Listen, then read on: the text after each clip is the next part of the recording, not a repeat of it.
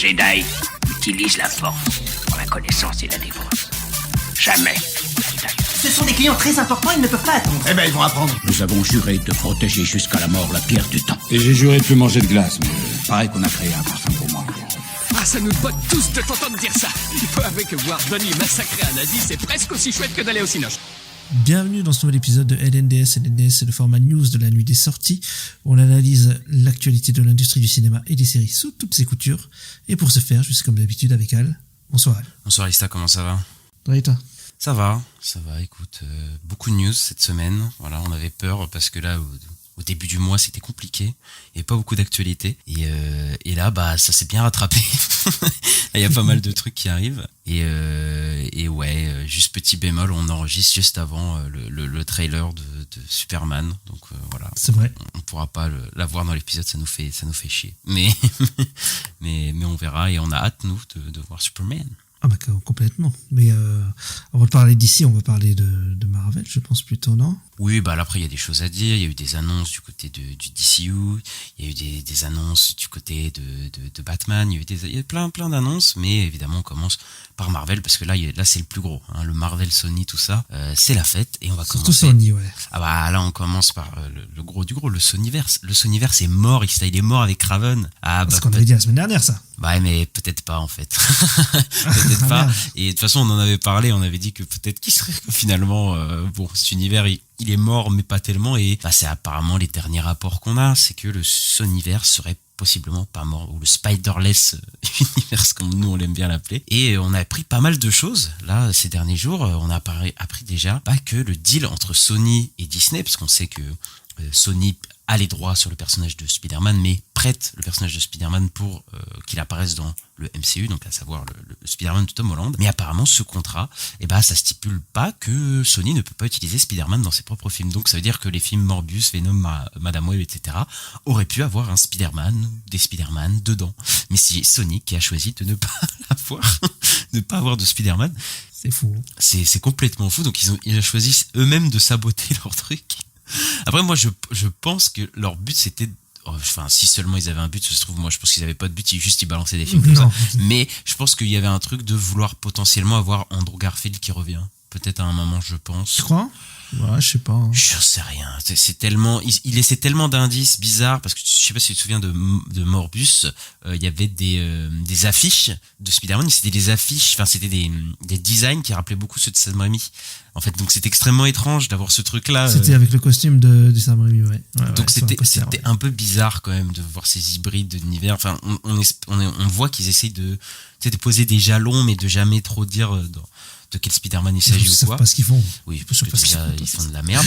Mais ça me fait rire de me dire qu'en fait, on aurait pu avoir Spider-Man qui contre les Sinister Six, ou je sais pas, des trucs dans d'autres univers. Et, bien sûr. Et non, quoi.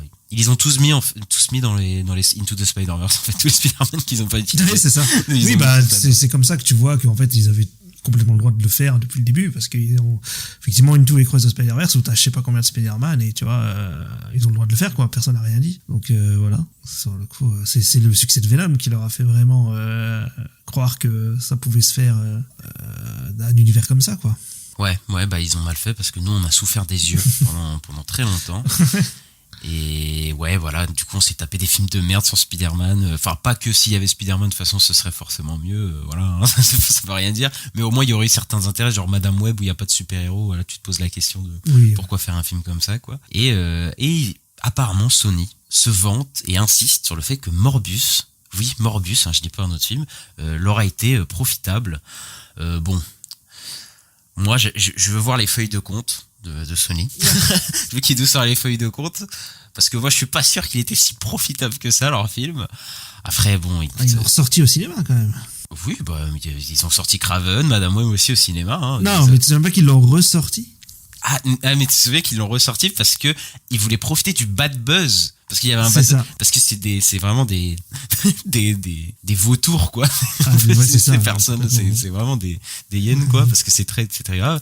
Mais moi, Morbius qui serait profitable, ça se trouve il a pas perdu tant d'argent que ça, Morbius, c'est possible. Mais me dire qu'il est profitable, il fait juste pile poil, quoi. Moi, Ouais. j'y crois pas du tout, hein, parce que le film, on rappelle, il a fait 167 millions pour un budget de 75 millions. Donc c'est même pas 2,5 fois son budget. Ah, moi j'ai du mal à croire que ce film a été rentable, et surtout que les produits dérivés Morbius, je crois pas que c'était best-seller de quelque chose. Tu vois, Il a été repoussé 3 ou 4 fois, je crois. Enfin, il a été repoussé beaucoup, hein, celui-là. Hein. Ouais, en plus, il y a eu des reshoots et tout, enfin bref. Puisqu'il devait sortir à l'époque du Covid, je crois, à la base, Ouais. en 2020, et puis il est ressorti 2 ans après, je sais plus, 2-3 ans après. Je sais plus. Oui. Bah, enfin bref, après le film a été charcuté comme pas possible. Et donc du coup, Sony, on arrive à là. Apparemment, ils prennent très au sérieux les récents critiques que leurs films ont reçus, à savoir, je pense, sur Madame Web, Venom 3 et La Craven. Et ils voudraient... Ouais, qui fait un flop aussi. Un énorme flop, ouais, c'est ça. Et ils voudraient reset potentiellement le SSU. Donc reset un univers qui n'a jamais interagi vraiment avec son univers, quoi. Et moi, je pense que oui, ils vont faire un genre de reset. Enfin, en fait, reset. Est-ce que Morbus est dans le même univers que Venom? Je n'en sais rien, tu vois. Tellement on comprend rien à cet univers-là. Mais en tout cas, moi, je pense qu'ils vont continuer à vouloir exploiter la licence Spider-Man. Parce que c'est Spider-Man, ça rapporte du fric, faut pas déconner.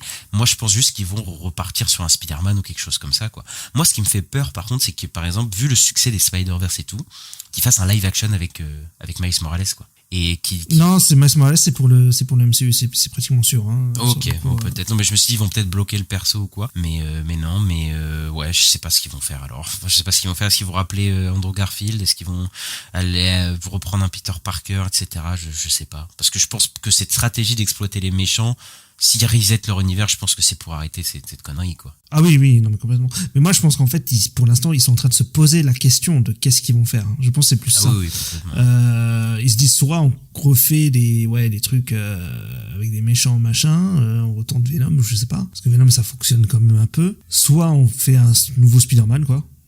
Sur le coup, mais du côté Sony, quoi, rien à voir avec MCU. Soit je pense qu'ils envisagent quand même ça a été dit par certains scoopers, soi-disant de vendre la licence à Marvel. Et je pense qu'ils y pensent, tu vois. Mais pour l'instant, ils savent pas encore, tu vois. Ils sont en train je pense qu'ils sont en train d'en discuter, qu'ils savent pas vraiment ce qu'ils vont faire. Mais je pense que pour l'instant, l'univers là, il va être en pause. Et on va voir ce qu'ils vont faire dans les prochaines années, quoi. Ouais, bah ça va être la grosse interrogation. Et bon, on sera là pour suivre tout ça, Istin. Et on va parler encore de Spider-Man, notamment de Spider-Man 4, donc celui de Tom Holland, sur le coup le prochain dans le MCU. Et bien c'est Jeff Snyder hier qui nous a sorti quelques infos. Et bien il nous a dit que Charlie Cox serait dans le film en tant que Daredevil, qu'il y aurait des symbiotes, que Zendaya aurait un plus petit rôle parce que elle est occupée par le tournage d'Euphoria et d'une partie 2.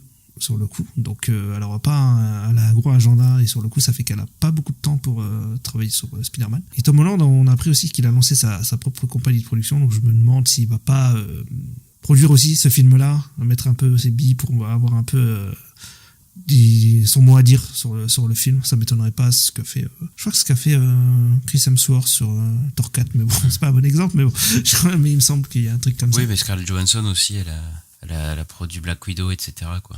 Beaucoup d'infos sur Spider-Man 4, même il y avait des rumeurs sur possiblement Black Cat, Gwen, avec Madeline Klein, c'est l'époque qui était castée. Enfin, il y a plein de rumeurs, mais bon, voilà, il y a Daredevil, c'est ce qu'on avait demandé, un truc un peu plus grounded.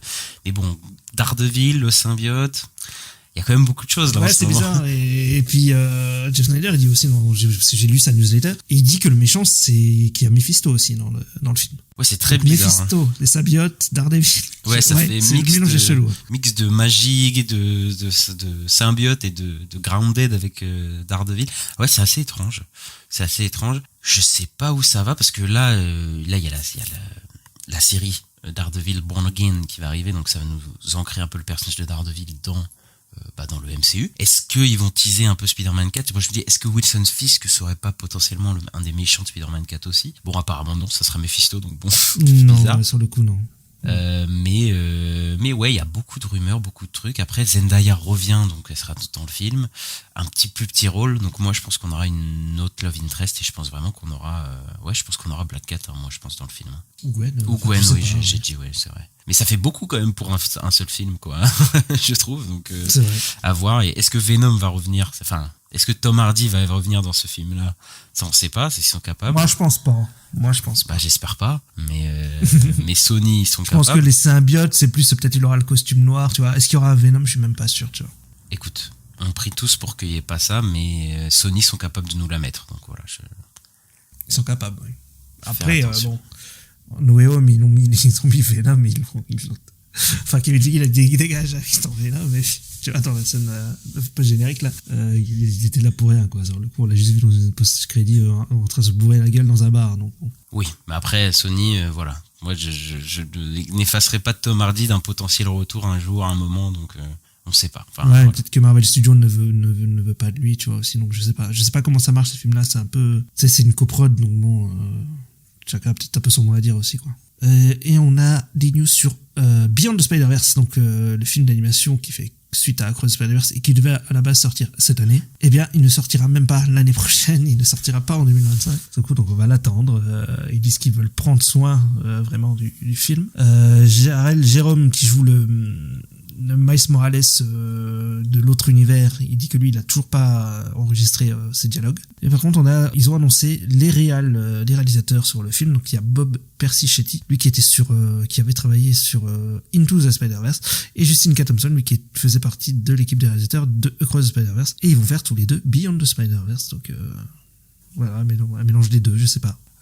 Ouais, du coup, bon, qu'ils soient repoussés, ça nous étonne pas, voilà, on va dire, ils ont clairement surestimé les équipes d'animation, les pauvres, qui ont dû cruncher comme pas possible, pour faire les films et tout.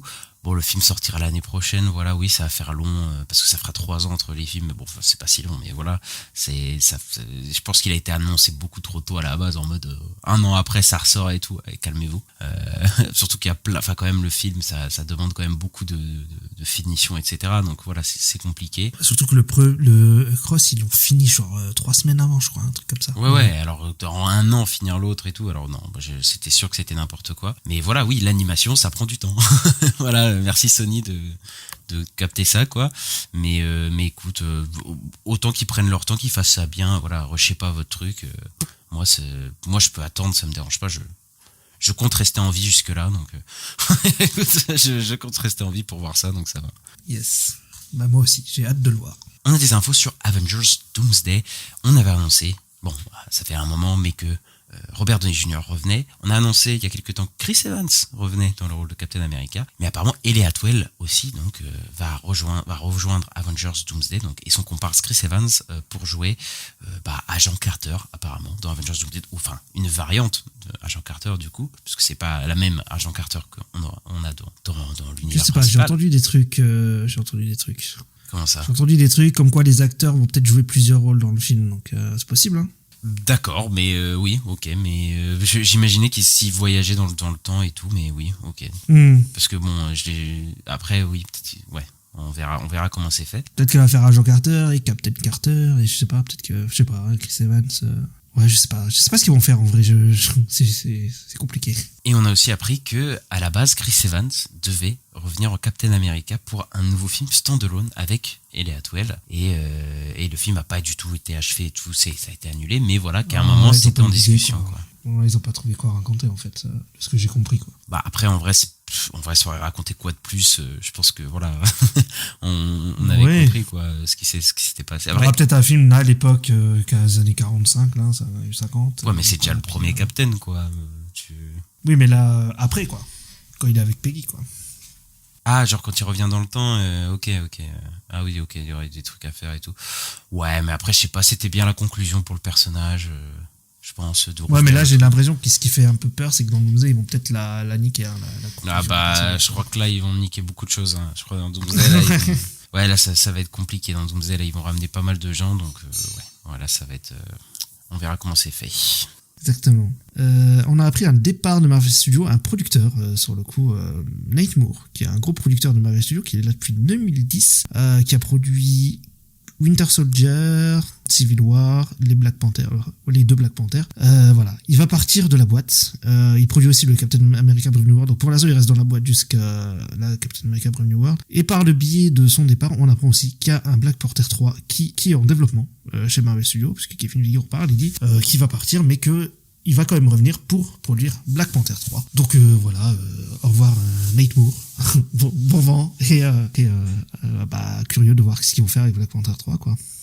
Bah, vu le succès quand même du 2, qui avait fait plus de 900 millions, ça étonne personne. Maintenant, est-ce qu'il sortira après les deux Avengers, entre les Avengers, ou est-ce qu'il va le placer dans la timeline du MCU? Aucune idée, pour le coup. C'est peut-être le film de février 2026, hein. Ouais, mais après ils viennent de l'annoncer, donc je sais pas si ça va être prêt tout ça pour 2026. Je sais pas du tout. Moi, je pense février 2026, ça sera Blade. Hein. Bon, d'un moment quand même, faut le sortir quoi. Mais voilà, en tout cas rien d'étonnant à ce que Black Panther 3 arrive et que voilà il ait sa trilogie. Maintenant ils vont aller sur quoi? Puisque là il y aura le fils de T'Challa, est-ce qu'ils vont faire un gap de temps et qu'il sera grand, il va devenir Black Panther? Je sais pas comment ça va se passer. Ouais, ou ils gardent Shuri, ils font un film sur Shuri, je sais pas. Bah je pense que oui, elle sera là dans le film.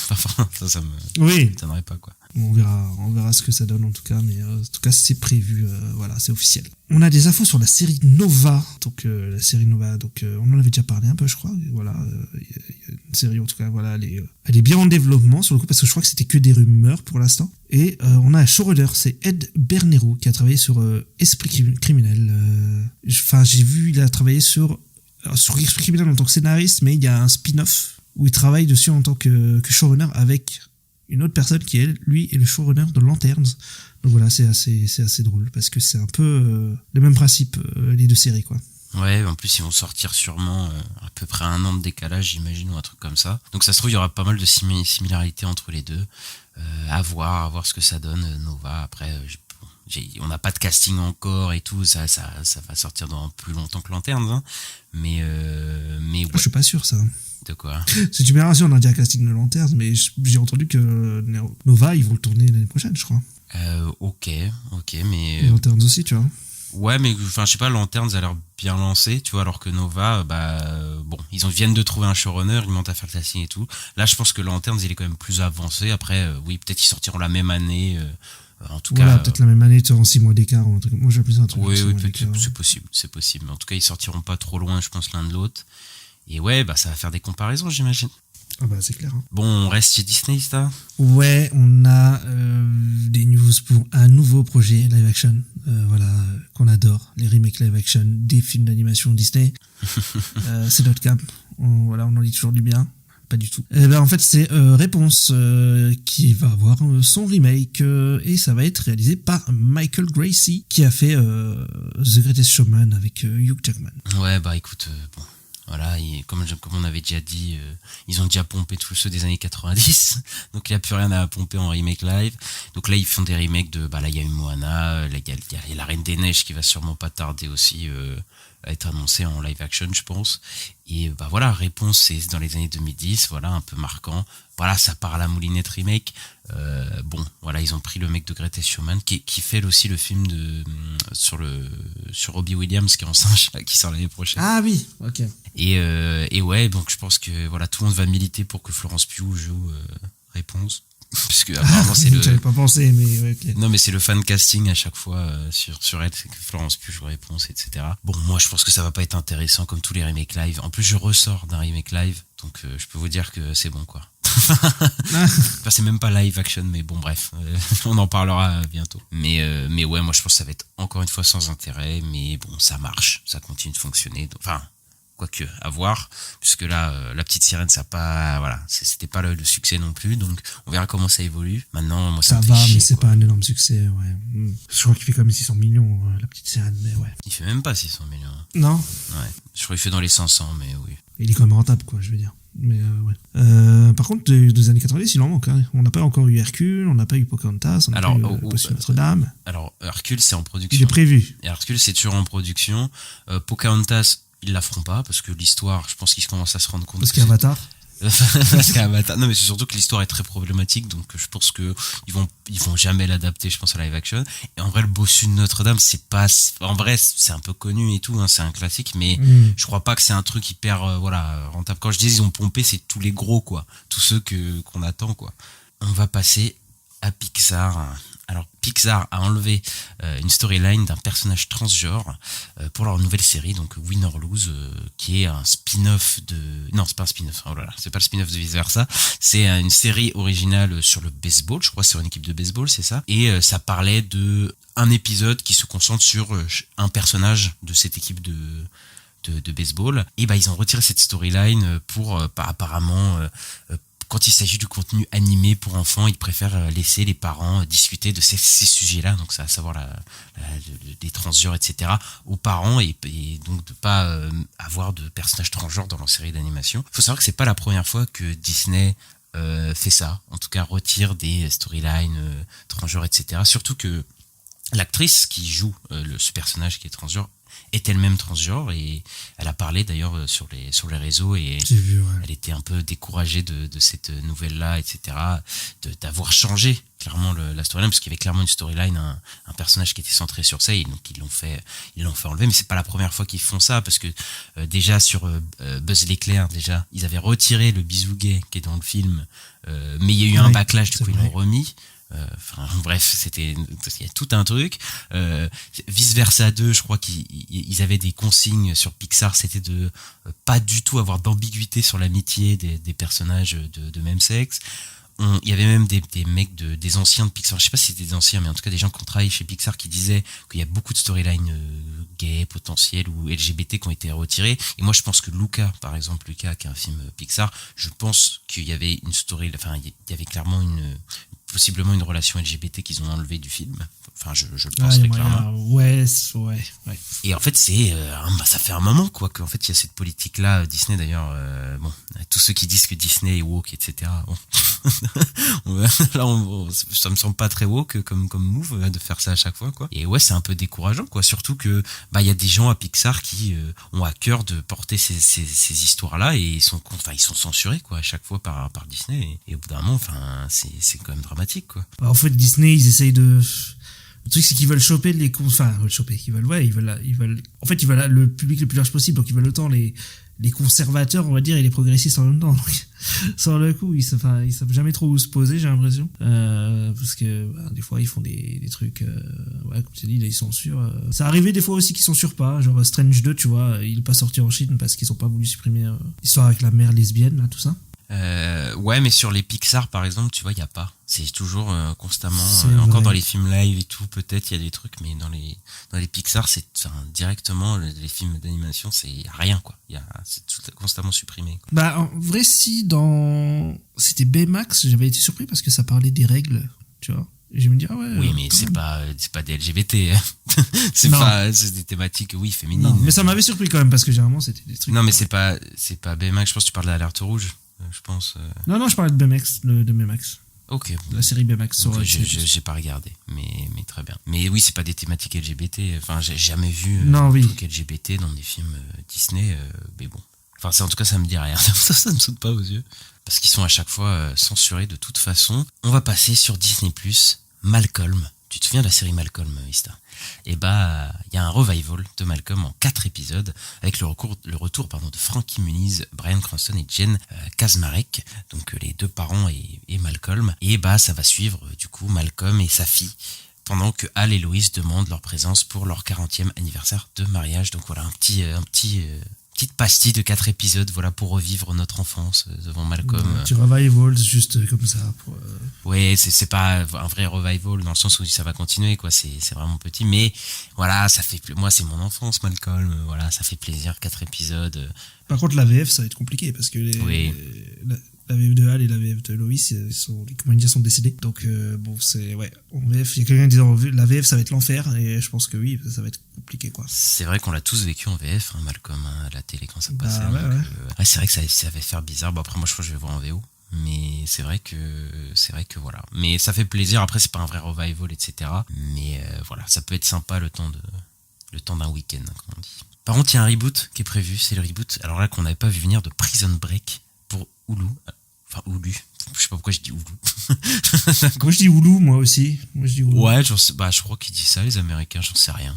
C'est pour ça. Voilà, on va dire. Nous, on dit Hulu. Voilà, nous, on dit Hulu dans La Nuit des Sorciers.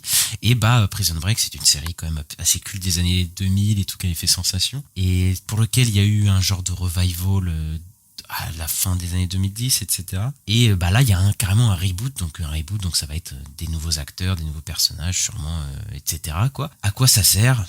Surfer sur un nom, mais bon. Qui demande ça? Je ne sais pas. Surtout que la série est très attaché à ses acteurs, etc. Donc bonne chance pour remplacer les acteurs originaux et que ce soit accepté par un public. Enfin, ça va être compliqué, je pense. Ouais, bah, après déjà sur la série originale, je crois qu'il y en a beaucoup qui trouvent que la saison 1 est géniale, mais qu'après ça commence un peu à partir en couille. Ah oui.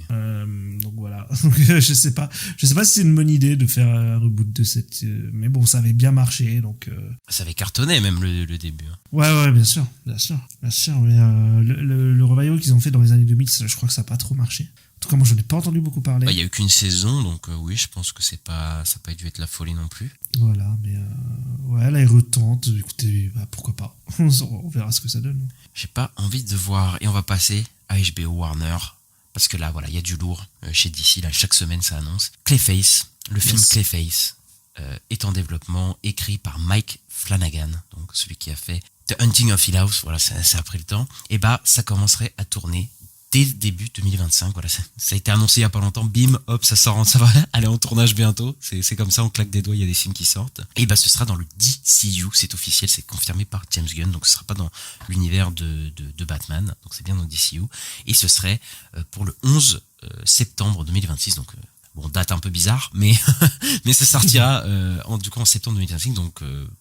pas l'année prochaine, mais l'année d'après, dans le temps que le film sortent, et du coup ce serait bien un film d'horreur et ce serait bien un méchant qu'on suit. Voilà, ils ont bien accentué le mot sur le méchant. Voilà, on ne suivrait pas la Suicide Squad là de 2016 et le budget serait d'environ 40 millions, donc voilà, ce serait vraiment plutôt un petit film, et ce serait apparemment assez inspiré, parce que Mike Flanagan est un gros fan de la série d'animation Batman The Animated Series, et j'ai l'impression que tout cet univers d'ailleurs va s'inspirer beaucoup de Batman The Animated Series, puisqu'à chaque fois les gens citent Batman The Animated Series, donc merci Bruce Timm, merci Paul Dini. Même le DC Animated Universe, quoi, en général.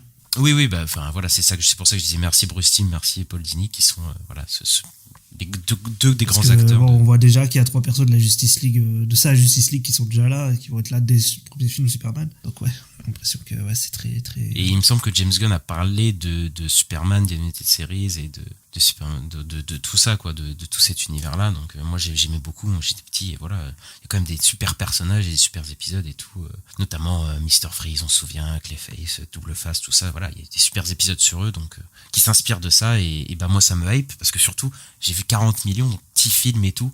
Ouais, c'est ça que j'allais dire. On s'en d'accord, ouais. Parce que là, c'est étonnant, parce que Marvel Studios n'a jamais fait de film à 40 millions. Non. Mais 40 millions, parce que pour un film d'horreur, c'est pas mal. Il n'y a pas beaucoup de films d'horreur qui ont fait 40 millions. Mais voilà, c'est ça que James Gunn, j'aime bien avec son approche, c'est qu'il avait dit qu'il y a des plus petits films, des projets un peu plus perso, etc., qui pourraient être développés dans cet univers-là. Et voilà, là, on a un film d'horreur dans le DCU qui est pas très cher. Enfin, tu vois, bon. Il n'y a pas beaucoup d'univers où on verrait ça, quoi. Donc moi je suis extrêmement chaud pour. En vrai, on a un truc qui pourrait se rapprocher de ça dans le MCU, c'est le Werewolf by Night, qui a un truc un peu horreur, mais c'est un moyen métrage, quoi. Ça dure 50 minutes. C'est un moyen métrage Disney+, oui, c'est vrai que c'est voilà. C'est pas au cinéma, quoi. Là, c'est un vrai film pour le cinéma. Voilà, on va voir le casting qu'ils vont nous annoncer, parce que pour l'instant, ça part au tournage, mais on n'a pas de casting. On n'a pas de réal, aussi. Oui, on a que Flanagan, c'est en scénariste, mais on n'a pas de réal. Donc ouais, mais très curieux de voir le projet. Ça me fait penser à Swamp Thing aussi, où on part sur des trucs un peu horreur.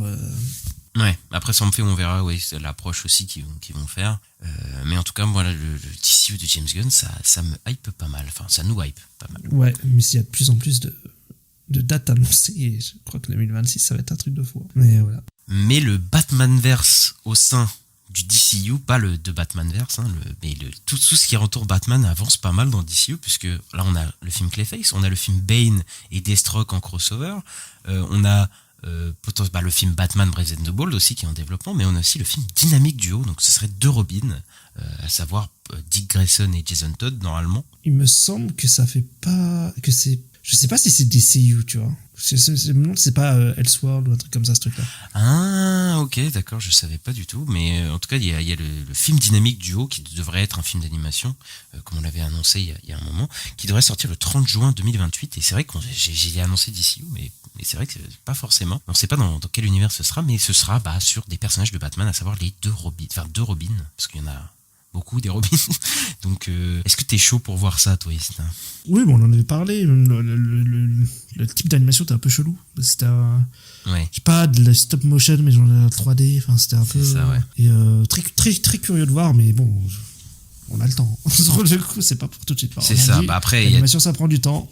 C'est ça, en plus l'animation ça prend du temps et de toute façon il y a tellement de projets du DCU qu'on a le temps de s'occuper, hein, je pense, d'ici là. Et d'ailleurs on a 2 dates pour des films que DC Studio a bloqués, à savoir le 29 mai 2026 et le 5 mars 2027. Donc voilà, donc en 2026 on aurait potentiellement le film Clayface qui sortirait la deuxième partie de l'année, mais en plus un film le 29 mai 2026. Quel est ces 2 films, tu penses? Et on a 2 films en 2027, donc le 5 mars 2027 et le 16 juillet 2027. Qu'est-ce que tu penses quels films tu penses ont bloqué ces dates? Alors, parce qu'on a Supergirl et Non, mais Clayface. Supergirl, c'est pas en 2026. Ah bah si. Ah, si. Non, si. Parce que je crois qu'en tout, on a 4 dates en 2026, quelque chose comme ça. Bah là, on a Clayface, et là, on a Supergirl en juillet ou juin, je sais plus. Et du coup, on aurait un en mai 2026. Et il me semble que j'avais vu une autre date, mais ok. Je sais pas, je pense que c'est peut-être Sergent Rock ou le Deathstroke Bane, là. Ouais, bah tous ces projets qui avancent pas mal, oui, c'est vrai. Après, c'est peut-être des Elseworlds aussi, ou des trucs qui sont pas liés forcément DCU qu'on connaît pas et tout. Ah, Sergent Rock, c'est DCU, je crois. Enfin, dans l'idée, ce serait DCU. Oui, Sergent Rock, mais je veux dire, c'est pas forcément des projets, tu sais, ça peut être des plus petits projets aussi. Bon, c'est pour ça qu'on peut peut-être en avoir pas mal, parce qu'on peut avoir des grosses machines à côté des... Bah, comme tout à l'heure, quoi, les films à 40 millions, quoi. Du coup, ça se fait vite, tu vois, je pense, les films à 40 millions... Ouais, ça se fait vite, je sais pas, mais en tout cas, je pense qu'il y a des trucs qui sont en phase d'écriture qu'on connaît pas, quoi, en fait. Et après, boum, ça sort, bah là, comme Mike Flanagan, ça fait... aussi qui est prévu. Ouais, c'est vrai qu'il y a Teen Titan qui est prévu, tu vois. Mais Mike, là, tu vois, Clayface est sorti de nulle part, mais Mike Flanagan, ça se trouve, ça fait, je sais pas combien de mois et de mois qu'il travaille dessus, tu vois. Ça se trouve. Oui, ça fait un moment, parce qu'il y avait déjà des rumeurs dessus, qui étaient tombées, et de ce que j'ai lu, c'est lui qui est venu les voir, il a dit j'ai une idée et tout, voilà quoi, il a soumis un script et voilà quoi. Donc en tout cas, il y a déjà potentiellement 3 films minimum pour 2026 si je suis de côté de DC, et déjà 2 films de bloqués pour 2027. Donc et encore c'est pas fini, quoi. On n'est pas au bout de nos surprises, donc plus les séries. Les séries et le 2 Batman-verse aussi. Ouais. J'avais un peu peur parce que moi je me disais au début, là on voyait on voyait Superman, Supergirl, on disait ouais il va y avoir un film par an, mais là d'un coup c'est en train de partir en 3 films par an, voire 4. Je dis ouais d'accord, bon bah vas-y, hein, let's go. On savait pas à l'époque, on savait pas. Ouais. Mais voilà, en tout cas on sera là pour les regarder, ces films-là. Et on a des infos sur 2 Batman partie 2, Ista. Ouais, The Batman partie 2, bah, ça avance, ça y est, ça va commencer son tournage au printemps 2025. Et bonne nouvelle, Greg Fraser, va retourner sur le film en tant que directeur photo pour The Batman 2. Ça c'est une bonne nouvelle, ça. Bah c'est une bonne nouvelle parce qu'on s'interrogeait, parce que Greg Fraser qui a fait la photo de Batman partie 1 et voilà, qui était pas sûr de revenir parce qu'il y aurait un conflit avec Dune, c'est ça. Mais du coup ce qui est bien pour un projet est peut-être mauvais pour l'autre. Non. Ouais, c'est ça, parce que au final il va pas faire Dune Messiah, donc le 3e film Dune. C'est Linus Sandgren qui a travaillé sur les films de Damien Chazelle, La La Land, et j'avais vu aussi le film avec l'astronaute là, Ryan Gosling, pardon. First Man. The First Man, sur Babylone aussi. Et c'est lui qui va faire le directeur photo sur Dune Messiah. Et Dune Messiah va commencer son tournage en septembre 2025. Ouais, après c'est un bien pour un bien parce que lui il est super aussi, hein. Voilà, il a fait la photo de Saltburn aussi qui est sortie. Oui, aussi, qui est magnifique aussi, la photo de Saltburn, même si tu sais que je ne suis pas fan du film, mais en tout cas la photo est vraiment belle. Et les films de Damien Chazelle aussi, la photo est très belle, surtout sur First Man. First Man, c'est vraiment beau. Donc au final, c'est quand même un bon directeur photo, même si on aurait voulu que voilà, Greg Fraser reste avec le duo avec Denis Villeneuve jusqu'à la fin. Voilà, il est pas remplacé par un manche non plus, tu vois, ça va. Ouais, c'est ça. Après, moi, je préfère Batman, donc. Oui, je préfère qu'il soit sur Batman. Voilà, c'est ça. Nous, on est contents, on est en mode, ouais, voilà, continuerait sur The Batman, c'était très bien. Donc, reviens, mec. Et on va du côté des plateformes. Ouais, on va chez Apple. Chez Apple, ils ont annoncé que la série Silo est renouvelée pour 2 saisons, donc la saison 3 et 4. Et la 4 sera la dernière de la série. Ouais, toi tu suis la saison 2 là en ce moment. Ouais, je suis en train de regarder chaque semaine là, l'épisode qui sort. Mais après ça veut dire que les retours ont dû être satisfaisants et que voilà c'est Ouais, il doit y avoir seulement qui regardent. Et là, c'est bien, ils ont prévu une fin, et comme ça, c'est pas annulé. Tu vois, c'est pas et surtout, annulé, ça dure pas trop longtemps, quoi, parce que bon, 4 saisons, ça commence à faire beaucoup, donc tu sais, au bout d'un moment. Après, c'est adapté de livre, hein, donc il s'il vous plaît. Oui, c'est vrai. Donc, oui, mais tu sais, t'as toujours peur que les séries, ça finissent pas, quoi. Bah, par exemple, la Stranger Things, j'ai vu des gens qui déjà pètent un câble parce que ils sont en mode, mais ça fait combien de temps que ça a commencé, Stranger Things, on n'en peut plus. Stranger Things, c'est original, quoi. Ils suivent pas des livres. C'est vrai. Mais après, on a vu The Walking Dead, hein, comment c'est parti en couille. Voilà. La série qui s'arrête jamais. Voilà. Ouais, clairement. Chez Prime Video, on a Secret Level qui a été renouvelé pour une saison 2, voilà, la série d'anthologie sur le jeu vidéo. Ouais, bah ça a dû bien marcher parce qu'elle vient de sortir. Nous, on l'a vu avec Ista. Ouais, c'est inoffensif au possible comme série anthologique, voilà. Mais oui, bon, c'est pas très intéressant, mais apparemment ça marche parce que bah, je pense que les trucs de jeux vidéo, ça cartonne quand même, donc bon. Exactement. Et en parlant de jeux vidéo, eh bien, il y a une série adaptée du jeu vidéo Pacific Drive qui va être qui va entrer en production. C'est James Wan qui va la produire. Donc, Pacific Drive, c'est un jeu indé où on conduit une voiture et on se balade voilà, avec sa voiture. Et ben voilà, ils vont faire une série sur ce projet-là. Et c'est un jeu qui est sorti cette année, là, est sorti il y a pas longtemps. Mais c'est un truc d'horreur ou c'est quoi? Je crois pas que c'est horreur, je sais pas. Je sais que tu roules avec ta voiture, tu balades dans la forêt et tout. Ah, c'est un jeu de survie, ok. Ouais, plutôt ça, je pense. Et voilà, James Wan qui va produire la série. J'ai vu que avec sa boîte de prod Atomic Monster. Et pour l'instant, il n'y a pas de... C'est comme Netflix, tout ça. Il n'y a pas de plateforme, en tout cas, qui a acheté la série. Il n'y a pas de distributeur, quoi. Il y a personne. Ah oui, ok. Voilà. On ne sait pas sur quelle plateforme la série va finir. Non, ils vont la proposer, je pense, à des plateformes et on va voir qui va l'acheter, quoi. Ok. Bah écoute, pourquoi pas. Après les productions de James Wan, bon, voilà. Je vais pas commenter parce que c'est très hasardeux comme production.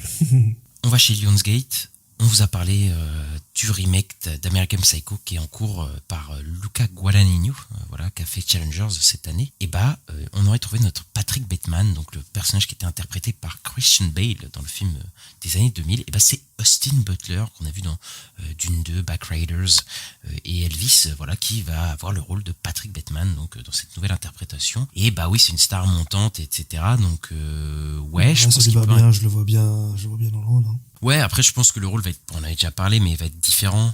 Ça sera pas le même genre de Patrick Bateman, et heureusement, parce que sinon ça sert à rien de faire des remakes. Mais j'ai hâte de voir la take de Luca Guadagnino avec Austin Butler au centre. Ça peut être très intéressant en tout cas. Mais il va faire lequel en premier, American Psycho ou Sergent Rock? Après le truc c'est que lui il a je sais pas combien de projets aussi. Lui. il a tellement de projets parce qu'il a aussi un autre projet perso qui est en développement aussi.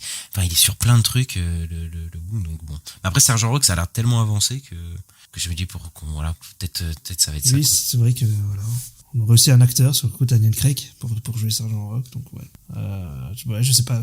Après, de ce qui était dit, c'était normalement Sergent Rock qui l'avait fait en premier, mais on verra, peut-être que ça bougera, je sais pas. On va faire le check-up de Scream 7, parce que voilà, à chaque fois il y a du casting qui tombe, donc là on va vous annoncer tous ceux qui ont été annoncés au casting.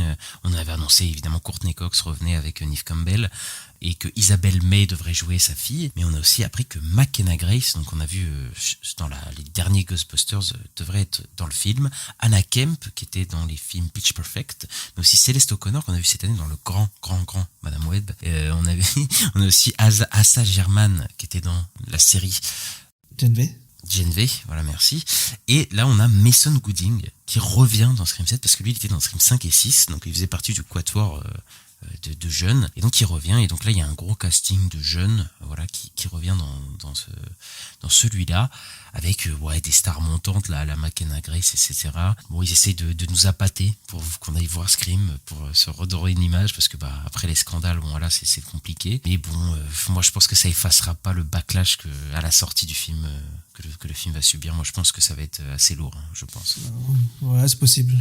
C'est vrai que ça fait beaucoup parler, donc et que c'est beaucoup des jeunes qui vont le voir, et sur le coup c'est beaucoup des jeunes que ça a énervé ce qui s'est passé, donc ouais, c'est possible. Après je pense que le film va être rentable vu que ça coûte pas cher, etc. Mais je pense que le backlash et tout vis-à-vis du truc, parce que la licence est hyper forte, hein, quand même, hein, Scream. C'est ça, ouais, c'est pour ça. Mais je pense qu'il y aura quand même un gros backlash, et je pense qu'il sera moins profitable que les deux derniers, parce que les deux derniers c'était quand même, ils ont bien rapporté quoi au box-office, hein. Et en plus il y a plus de Jenna Ortega d'ailleurs. Ouais, ma théorie c'est que Mason Gooding il meurt au début du film. pour faire la transition entre les deux sagas, la duologie d'avant, tu vois, et les nouveaux castings, tu vois. Ouais, je sais pas. Après, lui, c'est bizarre que c'est celui qui revient. Comme dans Scream 3. Ouais, mais bon, dans Scream 3, au moins, il y avait les persos d'avant, quoi. Parce que là, la transition entre le 6 et 7 va être extrêmement bizarre, parce que Non, mais mais dans Scream 3, au début, là, il y a des mecs du Scream 2 qui meurent dès le début, là. Oui. Liv Schreiber, là, c'est facile. Liv Schreiber, oui, je crois que c'est ça, oui. Oui, mais lui, c'était un perso secondaire des films Scream 2 et 3, mais est-ce que dans Scream 3, t'as Neve Campbell qui revient, t'as Courtney Cox, enfin, t'as tous ceux de base qui reviennent. Là, t'as Jenna Ortega, Melissa Barbera, qui sont les stars du truc, qui reviennent pas.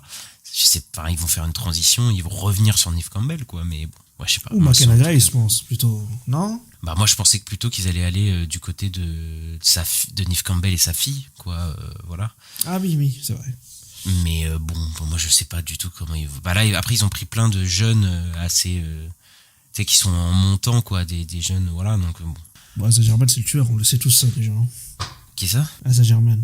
Bon, il a une tête de tueur, mais peut-être ils vont jouer sur ça, justement, peut-être potentiellement que ce soit lui, en fait, ouais, c'est pas lui. Voilà. Il bute tout le monde. Ouais, mais tu vois, peut-être ils vont jouer avec ça, mais bon, on verra. De toute façon, Scream, depuis le 4, c'est fini pour moi, voilà. Et on a une dernière info avant de passer à la chronique box-office, c'est ça? Ouais, c'est une news catch cross cinéma. Voilà, les deux univers se rejoignent. C'est la catcheuse de la WWE, Becky Lynch, qui a été castée dans la première saison de Star Trek Starfleet Academy. Une série qui sera disponible sur Paramount Plus en fin 2025 ou début 2026. Ouais, bah encore une série Star Trek, je crois qu'on n'en peut plus. C'est le 50e. J'arrive pas, donc ça va, moi j'en peux, ça va. Moi non plus, moi aussi, c'est vrai. Mais du coup, il y a Becky Lynch, donc ça c'est donc The Man, Becky Lynch sera dedans. Et oui, c'était assez fun, voilà, pour les fans de catch de savoir qu'elle est dedans, même si elle a une grosse présence et tout. Moi, ce serait marrant qu'elle joue un extraterrestre, qu'elle joue pas, pas une humaine et tout, et qu'elle est complètement, enfin, lui mettre de la peinture sur la tête et tout, serait drôle. Mais ouais, après moi, Star Trek, je t'avoue que je m'en fous un peu. Donc voilà, je la regarderai pas, même s'il y a Becky Lynch. Mais comme quoi. En tout cas, elle a fait une petite vidéo sur son compte pour l'annoncer. Je l'ai vu, où elle dit qu'elle a été castée dedans et tout, elle est toute contente. Donc voilà, bravo elle. Et on passe à la chronique Box Office Ista. Wicked a dépassé les 525 millions de dollars dans le monde, et avec un budget de 150 millions. Donc voilà, le carton continue pour Wicked.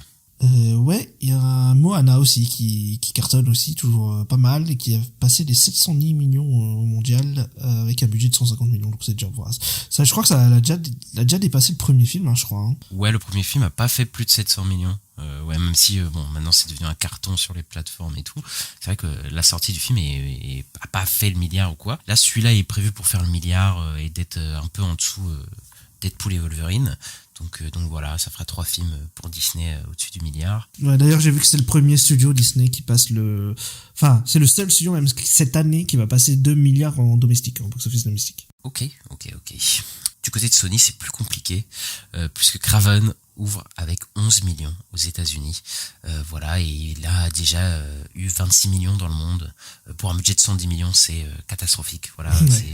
Ça va être peut-être le pire, faire le film le moins rentable du Sonyverse, donc c'est dire c'est dire la catastrophe. Et voilà, et nous il sort là, donc au moment où on vous parle, et ouais, de toute façon personne l'attendait ce film, et voilà quoi.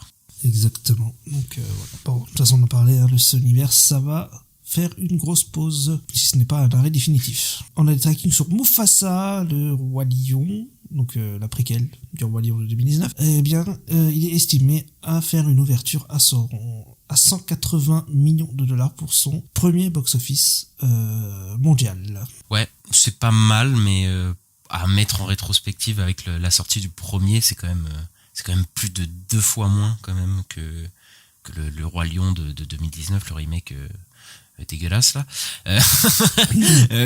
Parce que je crois qu'il avait fait 190 millions juste sur son territoire en opening. Le Roi Lion, donc c'était la folie, donc je pense pas qu'il va dépasser le milliard du tout, ce Mufasa là. Après il faut voir comment il se maintient ou quoi, mais je pense que oui, il fera au moins 2 fois moins que le film de base, le Roi Lion quoi. Donc bon, faut voir tout ça avec les vacances de Noël, je sais pas, il y a des trucs qui vont peut-être nous surprendre, hein. Oui, mais est-ce que, je veux dire, le premier Roi Lion est sorti à la même période, tu vois, et il a fait plus de 2 fois mais plus. je veux dire, tu sais, d'ouverture. les films là, un peu familiales, ils vont tenir un peu sur le temps, quoi. Oui, mais comme le Roi Lion l'avait fait en 2019, tu vois. Oui, bien sûr. Non, mais je dis pas qu'il va faire plus que le Roi Lion de 2019.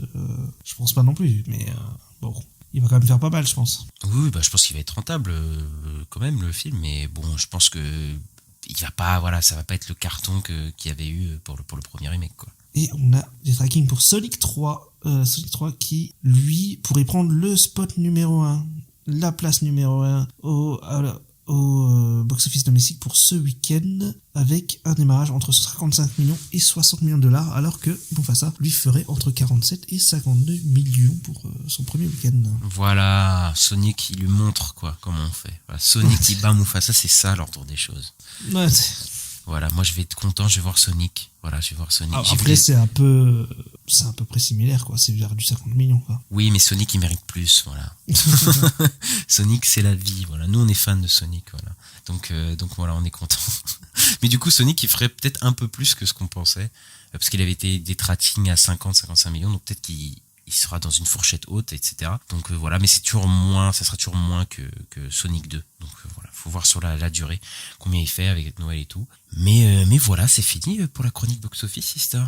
Yes, c'est fini. Et voilà, on a un épisode bien rempli en DC Marvel, voilà, cette fois. Et on espère que ça vous a plu, donc n'hésitez pas à mettre le petit pouce en l'air ou les 5 étoiles sur votre plateforme d'écoute, parce que c'est sympa pour le référencement, donc sur Spotify, Deezer, Apple Podcast, Acast, YouTube, et n'hésitez pas à nous suivre sur les réseaux sociaux @la nuit des sorties, donc sur Twitter, sur Blue Sky, sur Instagram, sur TikTok, sur YouTube, enfin bref, voilà, vous connaissez, on est un petit peu partout, et on espère que cet épisode vous aura plu, et on parlera très bientôt, donc mardi prochain, de Mufasa, de Lion King, le préquel du remake live action, mais qui n'est pas un live action, qui est en animation. Enfin bref, voilà, on vous parlera de tout ça, ça va être très drôle. Et ensuite, on fera les tops, les flops, les attentes de l'année prochaine. Donc voilà, on a un programme chargé, mais pendant qu'on sera en vacances, voilà, on va vous préparer plein de petits épisodes. Donc voilà, restez connectés, voilà, comme les vieux.